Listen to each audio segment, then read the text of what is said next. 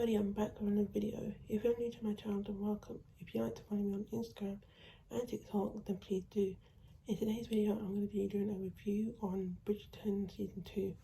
So, in this video, we're including spoilers, so if you haven't seen the show and you would like to, then please skip this video, and then once you've seen the show, you can come back. Or if you don't care about spoilers, then keep on watching. The review is based on Season 2, however, I will be mentioning stuff about Season 1, so there's that spoiler for that. I go into the characters. I'm going to talk about my history with Bridgeton. So I've heard about the show many times because my sister was very into it, especially when the first season came out, and then when the second season came out. So she told me about it. At the time, I had other things going on, so I had no interest in watching it because it didn't seem like my kind of show. And plus, I was mostly busy doing albums and had other things going on. Also, if you see me looking down, it's because I have notes on this phone, so that is why. Okay. This year, Queen Charlotte came out, and it was all over my TikTok, mostly when people were saying sorrows, prayers. So I decided I have to watch it, so I did. Fast forward a bit, my friend was saying to me that I was saying to my friend that she should watch Queen Charlotte because I recommended It's Okay to her, but she really enjoyed, so I said to her that she should watch Queen Charlotte, but she said to me that she would rather watch Bridgeton Season 1 and Season 2 first and then watch Queen Charlotte. So now she could watch all of them. Since she started watching it, it did make me want to watch it, and also if my voice sounds weird, it's because I'm very tired. I've had a very long week. Then when she started watching it, it made me want to try again, so I did, but I couldn't get into it. So it's kind of like when I was watching WandaVision. So my friend was around halfway through Season 2. She was halfway in Season 2 when I started watching Season 1, and then after watching Season 1, I took a break and then started watching Season 2. And then at the time, I watched both seasons. I prefer Season 1 way more, but as from now, I prefer Season 2. So I've decided that I prefer Season 2 way more. And I've watched a lot of the scenes, mostly to do with Kate and Anthony, or to do with Benedict. So now I'm where I am today, which is why I decided to do a review on Season 2, not Season 1. I was going to say this in my disclaimer part, but I'm going to say it now. I've not read the book, so please don't put spoilers in the comments. I'm aware that some people are in the process of reading them, because some people, they rather watch the season first and then read the book. So please don't spoil anything in the comments, but I am aware of some things that happened already. So, because I watch reviews and a lot of times people mention it and they don't put spoiler alert on the thing, so I already know most things that happen. I do plan on reading the books in the future, but that, I don't know when. That'll probably be after I've read the chapter to do with that Bridgeton. So, yeah, I will see when. So the first character I will talk about is Anthony. Anthony is the oldest child of the Bridgeton family. Anthony is the viscount of the household, and he has the responsibility, and he has a big responsibility for the family. After his dad passed away, he became the viscount, and it put more pressure on him. So he wants to be married to keep the Bridgeton name. As the main character, I thought he was alright. I wanted more of Anthony's charm in his character. As a character, a lot of the times he came across as very annoying. When Violet was having the baby, they wanted Anthony to say what to do with the baby. She's very persistent on saying that, oh, it shouldn't be Anthony who chooses what happens to the baby because he's just a child and he's not Edward, so it should be Edward who's here or choosing what happens. But of course, Edward passed away, so Anthony felt very uncomfortable. I didn't know what to do. But at the end, he did say that the doctor should listen to what the mum wants, because back then women didn't have rights over their own body, and a lot of women still don't. So, because the Viscount, I think the doctor was saying that he doesn't think they will both survive. So Anthony was under a lot of pressure. What annoyed me is that he kept on saying that she wasn't there when it happened, but it's not her fault. She was dealing with a lot of struggles. I do like his development from the first season, because in the first season he kept on going with Serena, and in Season 2 he settled down with someone, so you can see that he goes through a lot of growth through the season. Something I would like to mention is that Anthony Anthony does set like the bar very high. So like this is Anthony, and this is Anthony, and this is real men. So fictional men up here, real men down here.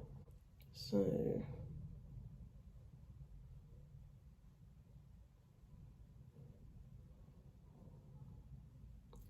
the next character I'll be talking about is Kate. So Kate is the older sister of the Sharma family. She lives in India and now she's come to London to help her husband to find a husband for her half sister Anita. The Sheffields, and then I put brackets Anita's godparents, want Anita to marry an Englishman of nobility.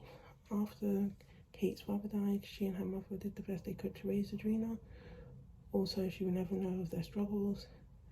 They used a lot of the money to go to London, but the Sheffields have agreed to give the money to look after the sister and the mum, but only if Adrena marries properly.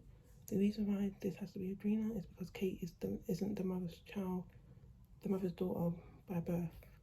Adrena is, so that's why it has to be Adrena, not Kate. In a way, I do understand Kate because she didn't want to tell Adrena about the money, because she wanted Adrena to find love without the burden, because she says if Adrena knew that she would try and marry, so anybody, she would try and marry fast just to please them. So like marry anybody who was kind enough to ask. I really like Kate as a character, and Simone Ashley, who plays her, is one of my favourites. I know her from when she was in Sex Education, so I was happy when I recognised her. I don't agree with a lot of things she did, as I said before, with why she didn't want Adrena about the money, and if she had told her before, then we wouldn't have had what happened in that dinner.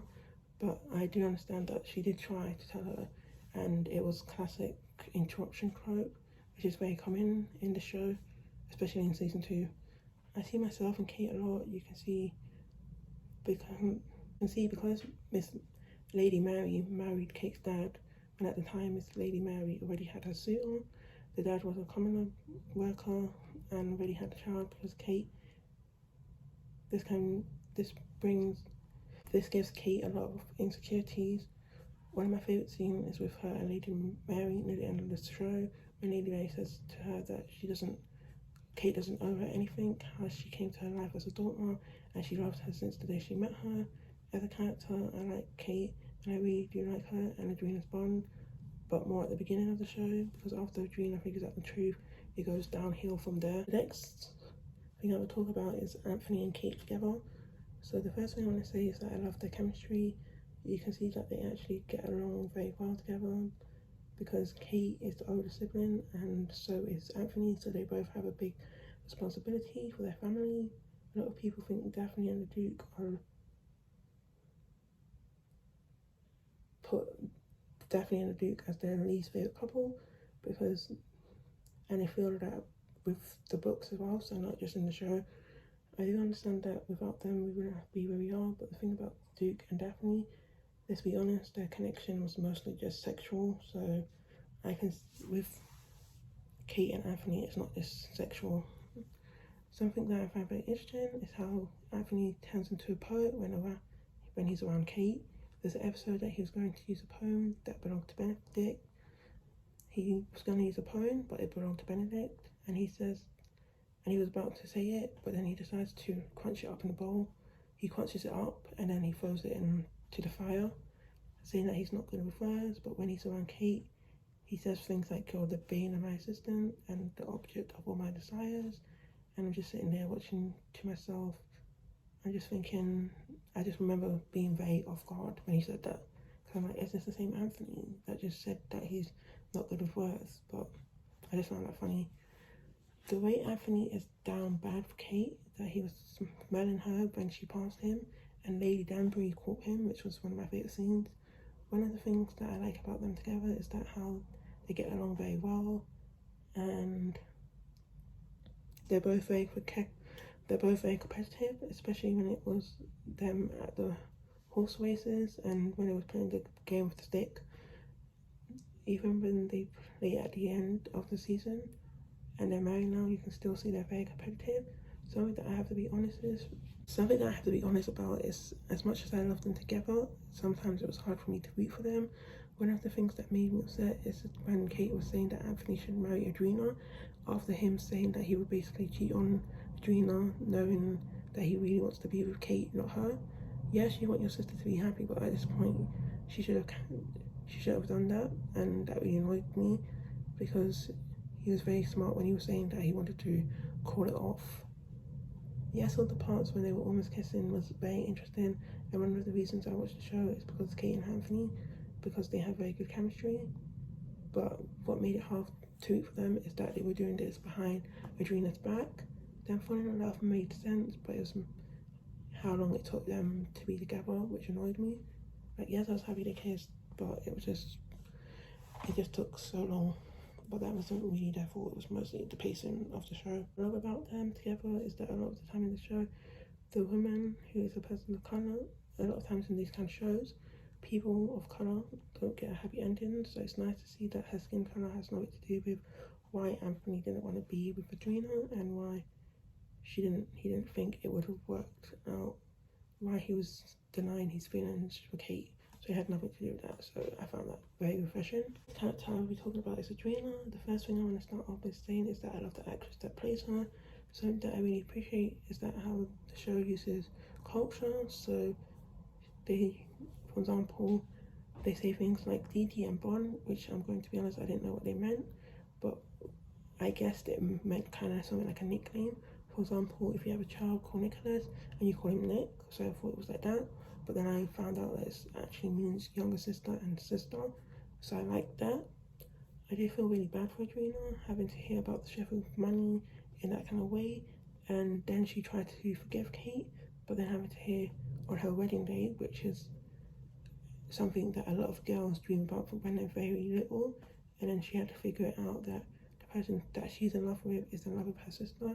So I did feel bad for Adrena in that way. Even though I do feel bad for Adrena annoyed me a lot, especially near the end of the show. Starting off with her saying the half-sister comment, and yes, I know she was angry, and people can say things when they're angry. Humans do that, I've done that, I do understand, but the thing that annoys me is that she said it, but we never see her apologise for it. Maybe she did, and they never showed it, but with me, if they don't show it in the show, then it never happened. So I understand she did it because she wanted to hurt Kate, but using some of these insecurities as a way to get to them, like, that's very low. That's like me saying to my friend that when I'm mad at her, saying up bringing up her weight. Like, I don't do that. That's not how if I'm upset, that's not how I dig at someone. I think that's very low. I feel bad for her, but only a percentage. Let's put the whole Kate and Anthony couple thing to aside for a second. Kate said many times about why she thinks Anthony's a bad choice for Adrena, but it's like she saw the red flag and said, nope, I'm just going to walk past it. I do give her a little bit of benefit of the doubt because I think she's 21, and I've heard a lot of people saying that she might be 18 or 17, so she seems very naive, like she doesn't know what she wants. Like, one minute she's saying, oh, she wants somebody to be in, she wants somebody who's going to love her, but then then the next minute she doesn't. She's saying, oh, but Anthony's what I want the title, so she clearly doesn't know what she wants. She gives me the type of person who's like, I can change him. Yes, he's like this or like that, but I can change him. It's like me being with someone who smokes and I want him to stop smoking because I hate it, and him changing his habits because of me. Like, you shouldn't be changing who you are because of another person. She was very condescending. She would say one thing and then do the other thing. She has a lot to figure out, and I do hope we get to see her figuring out more of herself in the future. Even though Tina did annoy me a lot, I have to say that she ate up episode 8 or episode 6. I think it's episode 6, the wedding episode. Because when she told Anthony that she can't marry him, I was so happy. Yes, I didn't agree with what she said, but I kind of feel like the same reason why people love episode 5 in Euphoria season 2 because of Rue, that's how people feel about episode 6 because of Adrena. At the end, we see the Queen says to Adrena about her nephew and how he's the prince and he's available. So that's the nephew that was in season 1 that was supposed to marry Daphne. So I think they would be good together, so I hope they do get together. But yeah, that's how I feel about Adrena. The next character I'm going to talk about is Daphne. So Daphne is the oldest daughter of the Bridgeton family. In season 1, she's married to the Duke, and she also had a child. Her main plot in the story is that she's been there for Anthony, and saying things like saying things to him that he won't admit to himself for a very long time. I feel like I enjoyed what they did with Daphne. I've seen a review saying that she was underused, and I don't agree with that. Yes, her actress who plays her is really good, but at the same time, the main focus isn't about Daphne. I really like her and Anthony together. They're more alike than they probably think they are, and probably will even admit they are. And I never felt like Daphne was overstaying her welcome. I'm glad that she and the mom was there for Anthony, because they gave Anthony the real talk, because mostly all Anthony, Benedict and Colin did was mess around. So I'm glad that Violet and Daphne was able to give him the real talk. Speaking of Violet, the next character I'll be talking about is Violet. Violet is the mother of Anthony, Colin, Benedict, Daphne, Eloise, Francesca, Jules, and Bridgeton. I think that's how you pronounce her name. I love how caring she is, and she wants the best for Anthony. She lost the love of her life, and during that time, she was also pregnant with Havison. A lot of the show is based on how a lot of her plot is how she was. A lot of the show is based on how the loss of the dad affected people, especially Anthony, but I really appreciate seeing more about the mother. When Violet was pregnant with Havison, Havison was turned one way in the room, so the doctor or the person that was saying to Anthony about how they might not be able to save both of them. The scene is very sad because Anthony just lost his dad, so he shouldn't be making that kind of decision, and it just shows how a woman's rights was not really there back then and still isn't now. She didn't have the decision over her own body because of the rights that women didn't have. So, and she really loved her husband, and she was saying how he should be the one who made this decision, not Anthony. Anthony tells the doctor to do what she wants and leaves the room. The doctor said that he would try to save both of them. A lot of the show, Anthony says how the mum was barely there after Edwin died, but I feel like that was very wrong for Anthony to say. She was going through a very hard time as well. She almost died or had to kill her baby, and seeing the flashback when she was saying that she wished that the baby had killed her because then she would be with him, or that she would never know Edmund's smile. That really hurt me. And even writing this review, it made me feel very emotional writing about that scene. Something that I love about Violet's character is that she loves all her children. She's there for them, but she doesn't come as overbearing or pushy. She wants the best for her children, and she wants them to have the kind of love she had with Edmund. Yes, there was hard times, but she said she would do it all over again, because that's real love is worth it, even though there's hard times sometimes. Seeing when Eloise is like how she's a disappointment to her mum, and then later on the mum says that the only thing that is a disappointment to her is how much she cares about what other people think about her. I thought that was very sad, because you do see how much Eloise is compared to Daphne, and because she doesn't feel like she meets up to her mum's expectations, she feels like she's going to disappoint her. However, I will talk more about that later on. I like their friendship with Lady Danbury, and you can see how close they are, and they both have been through a lot. So the next character I will talk about is Lady Danbury. A person who loves her character a lot, and you don't see that much about her compared to the season that she's in Queen Charlotte, which I do understand. I feel like what they did with her, I was very happy. One of my favourite scenes is when Kate and her are talking. Lady Danbury says about how Kate wishes to be alone at the age of 26, and Kate replies saying, "What of you?"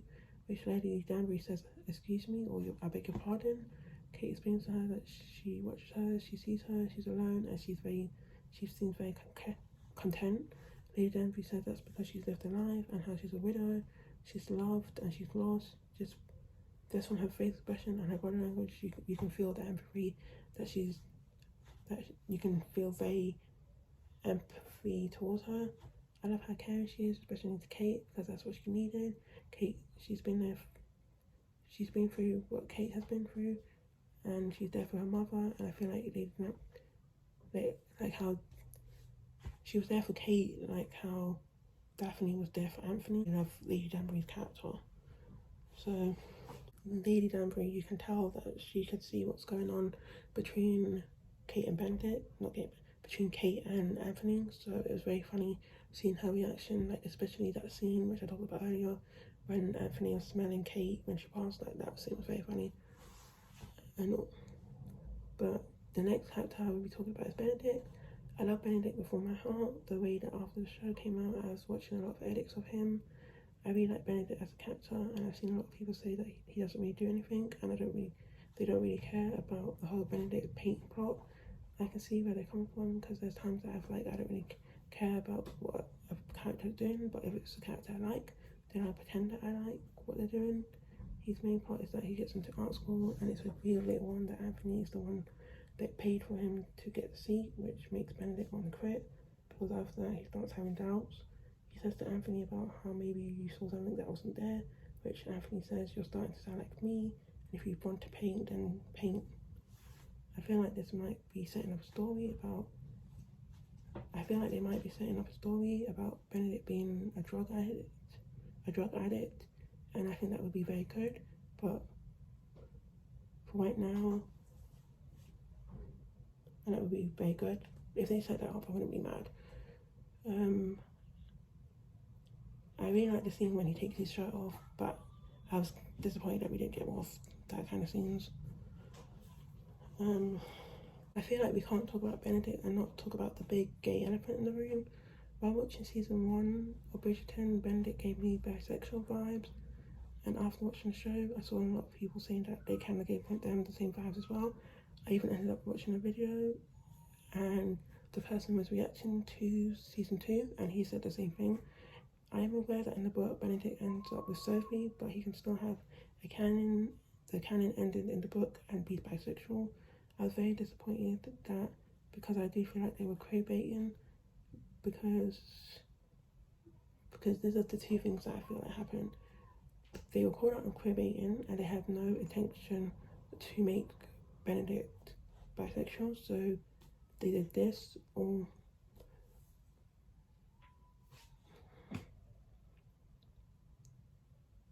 yes, I feel like because they were called out of queer baiting and they don't have no intention of him being queer, they're trying to erase Ben all day they can. But to be honest, that doesn't really work for me. It's not really adding up for me, and a lot of people as well, because to me, if that's what they try to do, which I do think they try to do, is it doesn't take away from me. I still think he is, and a lot of people still think he is. If they tried to do that, it didn't work for me, because to me and a lot of people, it still feels like he is, so it didn't work. If that's what they tried to do, because you're trying to tell me that she had 8 kids and not one of them happens to be in the LGBT community, because I think Eloise is as well. I don't think Ben is the only one. I find that very unlikely. The next character we're talking about is Eloise. So Eloise is still one of my favourite in the show. I can see why some people don't like her, because she does complain a lot about her role in society. I really like her story with Theo, and I think like they work very well together. I know that Theo isn't the person she ends up in the book. I really know that, so that's why I feel like it was doomed from the start. I do hope they end up being together, but I know that's very unlikely. Eloise is very privileged, her family is very rich, and yes, she doesn't want to get married, but compared to other people that don't have the choice to get married, she can still not get married and be fine, because her family is rich. So, and she still has her family that will support her, like Anthony, for example. Plus in that time, It was the man who got more money, the man who did basically everything. She has the time in the day, or the freedom in the day to uncover Whistledown's identity. She has this time to see Theo, because apart from when she's reading, she doesn't do much. Penelope is able to be Whistledown because her family, especially her mum, neglects her. Eloise is able to see Theo because she really doesn't do anything for the day. However, every time she goes to see Theo, he's working, and a lot of people are working as well. What I like about her and Theo is that she can be herself around him. Theo doesn't like her because he wants to marry her, or he has intention to court her. He just likes her as a person. He likes her thoughts and is interested in what she has to say, and especially about books and stuff. Something I wish we saw more of how she's compared to Daphne. We saw in the beginning, and then a little bit of it near the end. I wish we got more of that storyline and more scenes with her and Benedict together. They're really funny, and you can see how they get along a lot. And something that I found strange is that Eloise is very clever. You can see that Eloise is very clever, so the fact that it took her this long to suspect that it's Penelope annoyed me, but I do understand that it's because of the pacing, it's not because of Eloise. So the whole pacing of the show just annoyed me. So the next character I will talk about is the Bridgeton, whatever their names are. Honestly, I don't care about them apart from Penelope. The fact that they had so much screen time, which could have been more Benedict or anybody. The actors was fine. I just don't care about the plot with the whole cousin Jack and the mom, even though I could suspect that he was flirting with her because every time he could get closer, or that lot I could tell. I know back in those days it was normal, whatever, to people to marry your cousins, but now that I watch the show, anything to do with the Fegtons, I skip it apart from when it's the part when Colin stood up for the family, well, mostly for Penelope. I said to my friend how I call them the I don't caretons, and my friend's like, you can't say that, and I'm like, I can say what I want, it's my review. If I don't care, I can say that. And plus a lot of people say they don't care for, because let's be honest, who really cares about them apart from Penelope? The thing I will say is the mum is a terrible person. I feel like they try to redeem her in the end, but she's still a terrible person, so that's it. The next character I'll be talking about is Penelope. Penelope's storyline was the best in the show. I don't think anyone can disagree with me when I say that. There's so many questions on how she was able to be visible, so I find it very interesting that they gave us the answer. It was very well written. We also see how her relationship with Colin and how she's more confident in herself, and we also see about her friendship with Eloise and how that it's on a very rocky stage right now. I'm very sure that her and Colin is the next season, and I'm very excited for that. I feel like they're making the whole would they won't they plot very interesting. I can see why people prefer Penelope in the first season more than this one, because my friend does. She does throw Eloise under the bus, and a lot of the action she does make you think, should I be rooting for her or not? However, I do find her a very interesting character, and I'm excited to see what they do with her next. So, the next character I'll talk about is Colin Bridgeton. Now with Colin Bridgeton, I was up and down with him this season. I feel like he was bad. I feel really bad for him because he did clearly love Miss Thompson. So with the whole aftermath of that was really sad. I do like Colin as a character, but he annoyed me a lot. It was kind of boring in the season because apart from talking about his travels, he didn't do much. The way that what's her name, Adrena annoyed a lot of people is how Colin annoyed me. When he stood up for Penelope and said that how she's special to him, I started liking him a bit more then. But then he said what he said to his friends about how he would never call Penelope, that annoyed me again. So, and the fact that it had to be Miss Thompson to basically say to him that, oh, he needs to start looking in the past and see what's in front of him, and he was just like he just annoyed me a lot.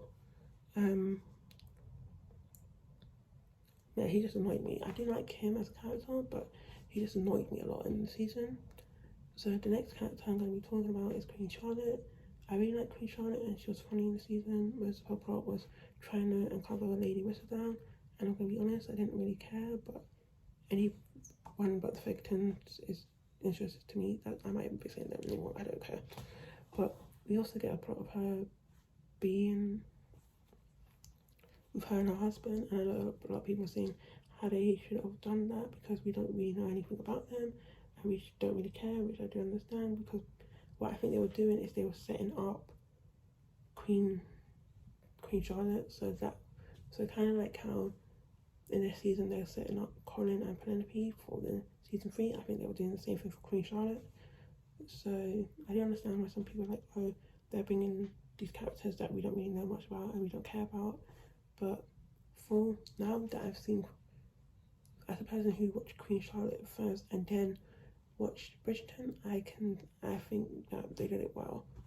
But I do understand why some people like they didn't really care. The last character we're talking about is Will. He should have got more screen time. It's like how now the Duke isn't there, they didn't know what to do with his character, which is sad. I would have wanted way more screen time with him than the Faketins or whatever you call them. Him and his wife seemed way more interesting. And last character I'm going to talk about is the Duke, which is not really in the season. I'm still going to talk about it. And some people are saying that they should have replaced him, because why would he not be at his friend's wedding? Which I understand.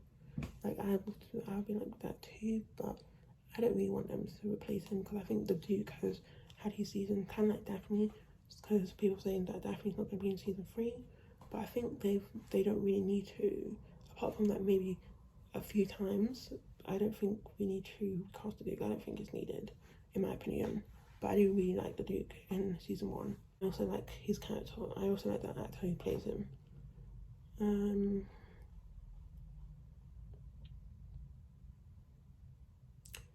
Next thing I'm going to do is talk about tips for the future. So how I think season 3 can be even better than season 2. And I know I'm just a person on the internet, but I'm a viewer of the show, so I think they should listen to it. And I know season 3 has already been done, and it comes out hopefully by the end of this year, but if not for this season, they can do it for season 4 or 5 or however long the season is going to. So the first tip I'm going to say is increasing the pacing, or lowering down the pacing. A lot of these episodes are too long. Cut them down, because a lot of the best parts of the episodes is things that are very talked about, and the things that are very boring, like the Faketins, for example, they get more light. Like, give us more of things that we care about, not the things that we don't care about. Like, the balls are nice, but it's just too. I like the balls, and the costumes are really nice, but I think the thing that made Queen Charlotte work is that there was less balls. Like, they're not as important. Just cut them down a bit. Make the show funnier. The season was way more funnier than season 1. Season 1 was funny, but not in a haha way, kind of in a what am I watching kind of way, or I'm laughing to hide pain kind of way. When there are stories that are so boring, we need more funny parts and more funny characters to make the show interesting. The next thing I'm going to say is show, don't tell. There's many times when Anthony, for example, will say that he thinks that his family resent him or stuff like that, but we don't really see that. Or like, for example, what I said earlier with Adrena, like maybe she did apologise, I don't know, we didn't see it, so I don't really count that. I saw a video when a person said how Anthony should have went after Eloise in that scene after they were all dancing, and so that was when it was revealed that Eloise has been seeing Theo, and I agree, it would have made more sense if he done that. The next thing is don't drag on plots. A lot of this season especially was dragged on, which made me and a lot of people lose interest. If Anthony didn't say about the whole being in my distance or bear my distance thing, then I would have cared. Less Fakington and more Benedict. Also cut down some storylines, please and thank you. I'm also going to talk about George and Hymeston and Francesca, because we don't really get them that much in the season, but I do like them in the show. And I like the scene when Anthony was talking to George about his dad, like that's very nice. But apart from that, that's all I have to talk about this season. If I forgot anything, then I'm sorry, but I really do like the show, even though it is messy a lot of times, but I think the show is very good, and I am kind of obsessed with it now, so I do understand why my sister was obsessed with it, especially after season 1 came out, because when season 1 came out, it just came out during quarantine, so a lot of people were home, so I didn't understand, it just came out of nowhere. But yeah, that's all I have to say about the show. If I've forgotten anything, then I'm sorry. If they do Funko Pops, I probably would get them. I don't know. I don't think they do Funko Pops for Bridgeton. If they did, I'll probably get them. And the books, I'm planning to get them. I just don't know when. But that's it. That's all the thoughts I have to say. If you like this video, please give it a thumbs up. Don't forget to hit the subscribe button so you don't miss out when I post. And yeah, I'll see you next time.